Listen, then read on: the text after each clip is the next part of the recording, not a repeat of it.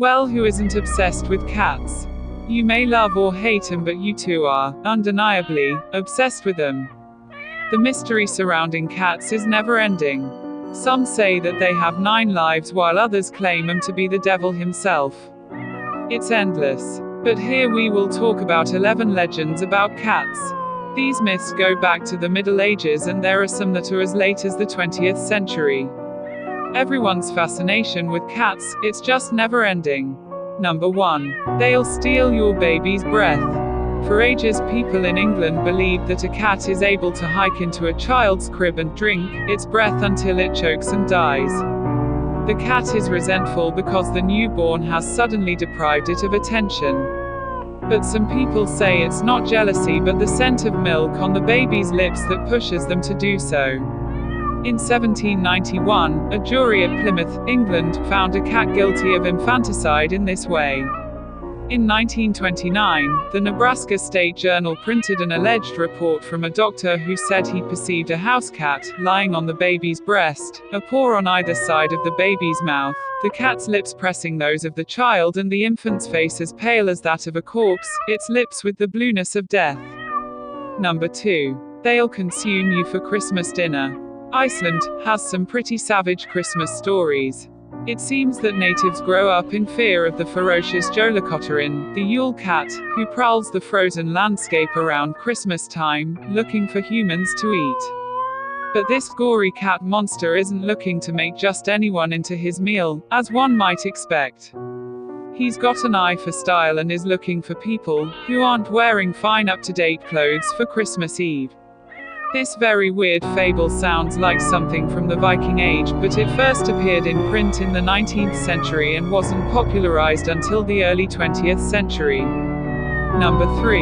They caused the Black Death. In the Middle Ages, cats were frequently thought of as sinister beasts with basically the same powers as various other creatures. A feline's bite was lethal, as was its flesh, and if you inhaled its breath, you'd be infected with consumption.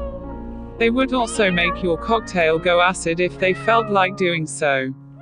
As such, when bubonic plague swept the European continent, butchering up to 60% of the population in some regions, it was unsurprisingly assumed that the devil was in authority, and his triumph was attributed directly to his cat-like minions. Marvelous numbers of cats, particularly black ones, were ruined during this wave of the plague, and sometimes their owners along with them. This was foolhardy, of course, because the real supplier of the plague was the oriental flea, which lives on rats, and with dramatically fewer cats to keep the numbers in check, the rat population in Europe ascended, as did the plague. Number 4. The blessed, but only in certain colors, quantities of toes, and heights of cuteness. The Japanese believe that cats are blessed, but there are a lot of challenges. The Maneki Neko, beckoning cat, is an iconic Japanese talisman that, it's supposed to brings respectable affluence to its owner, usually in the form of cash. One fable describes that a Japanese cat once waved a paw to signal a lord into a house, which saved him from being struck by lightning an instant later, and so a cat who beckons with her paw is considered a lucky motion. Tortoiseshell cats are also considered auspicious in Japan, especially the occasional male ones. A Buddhist belief says a cat with a dusky coat brings possibilities of gold, while a light-colored cat fetches silver. In Russia, Russian blue cats are considered fortunate. Many cultures think that a polydactyl cat, one with extra toes, is a good luck charm, and it's said that premature sailors who sojourned to America routinely brought many toed toms with them to ensure safe travels, which is why there's still an invasion of polydactyl cats in New England nowadays. Finally, in China, the older and gnarlier a cat gets, the fortunate it's said to become.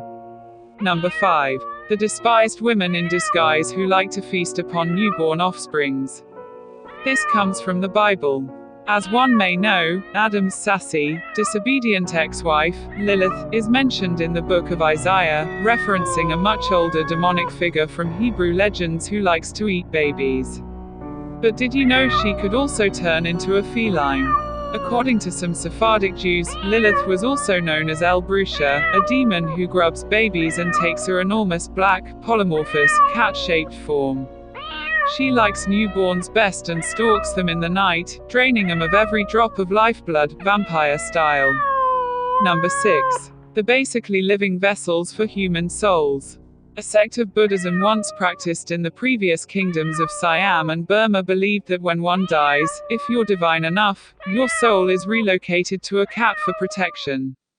In this way, special souls lived in a sort of feline purgatory, and when the feline died, the chaste soul would ascend to nirvana. The sect obviously holds cats in high esteem, depicting slumbering cats at the feet of Buddha statues. Although Siam is now called Thailand, a ceremony that's still strictly observed during the coronation of a new Thai king is to gift him with a live cat adorned in gold ornaments. A Siamese one, unquestionably. In this way, it's thought, the spirit of the old king is able to witness the coronation, through the cat's eyes. Number 7. They can foresee the weather. Or, rather, by inspecting them, one can. It's said in England that a cat who claws at the drapes or the mats is foreseeing windy weather, and the Welsh believed rain was coming when a cat's pupil widened. Rain is also predicted if a cat busily washes its earlobes.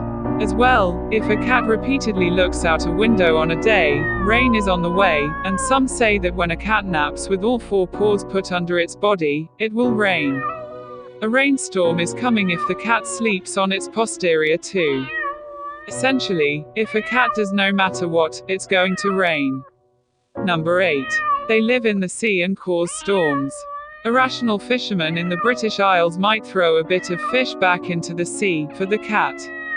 This legendary cat was a woman who knew more than a Christian should. A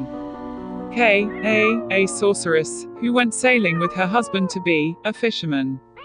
On the expedition, she cursed the whole fleet by calling up a storm to crash the ship, as vengeance upon the staff members who thought it was unfortunate to have a female on board and desired her to be drowned.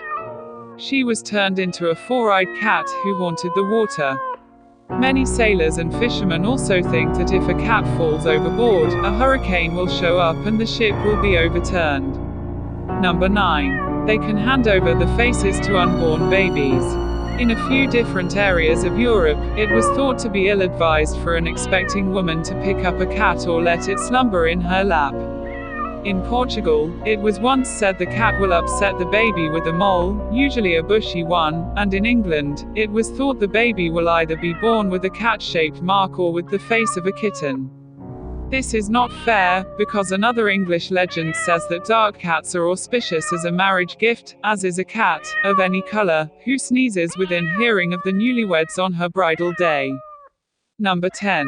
They slog for the devil. Medieval people thought that cats were the devil's private soul courier, transporting spirits to abyss.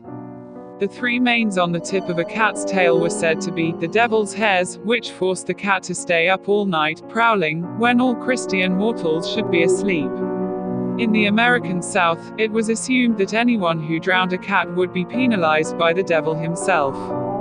In Europe, it was said that felines born at the end of the blackberry season were especially rowdy, and that was because when Satan was thrown out of heaven around the termination of summer and he landed in the blackberry brambles, so he instilled the kitteny souls with damage.